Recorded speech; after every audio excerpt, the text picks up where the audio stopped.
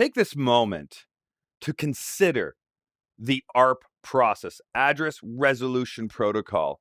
What are we specifically doing with that? We are retrieving the MAC address of a known IP address. So I want to talk to you in my local area network, whether you're my default gateway or a printer or some other PC in my local area network. I'm going to send an ARP request to get your MAC address. Does it make sense to do that every single time? Well, yeah, it does, because I need your MAC address every time I want to talk to you. However, that doesn't seem like a really great way to use the protocol.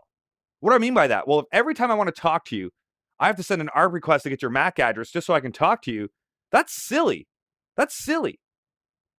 Right? Imagine having every time you want to call a friend, you have to text them first to ask them for their phone number and then call them. The next day you want to call them again. So you text them for their phone number and then you call them. And then the next day you want to talk to them again. So you text. It doesn't make sense, right? Why not just store that phone number in your phone? Well, we have that same concept here with ARP. It's called the ARP Cache.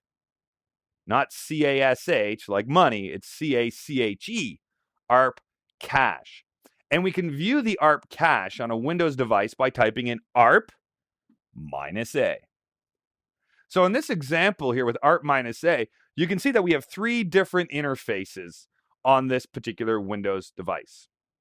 And in this case, you can see the different resolutions that have occurred for various IP addresses. So at some point in time, this interface here wanted to communicate with this IP address. So what did it do? It sent out an ARP request. And then the response to that ARP request was use this MAC address. Perfect. So now I store this information in my ARP cache. And next time I want to communicate with that IP address, do I send out an ARP request? No, not at all. I simply look in my cache and say, do I have an entry for that address? If I do, I use it. I will not send out an ARP request if I have an entry in my cache. So typically we'll see the entries stick around for about 5 minutes. So if you continuously communicate with the same device, then this information will always be up to date.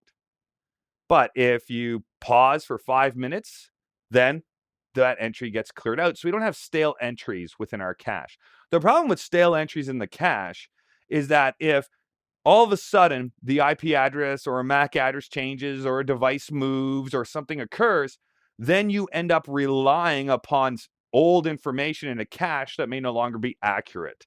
So that's why typically you'll see about a 5-minute timer in the ARP cache, but it'll depend on the iOS, the operating system, or whatever it happens to be on that particular product as to how long the cache is actually going to store information. But typically we'll see them there for 5 minutes. I've also seen them last for 10 minutes in some products as well. Now, what if we wanted to get just details of a specific interface? Well, here's an example of how you could use some extra syntax, ARP-A, but let's say, hey, let's look at this specific interface. So I just want to look at the entries for 10.99.11.74. So this is useful on a PC with multiple interfaces, and you can just narrow down the ARP cache to just that particular interface.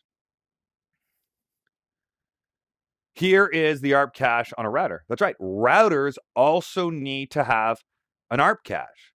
Why? Because every time a router processes a packet and decides what interface the packet has to go out of, well, if that interface, the exit interface, happens to be an Ethernet interface, well, the router has to create a frame.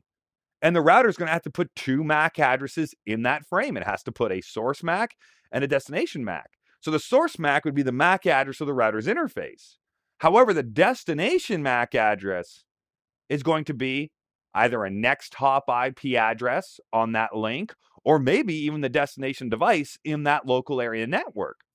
So routers will have to send out ARP requests as well on their Ethernet interfaces to learn MAC addresses of IP addresses.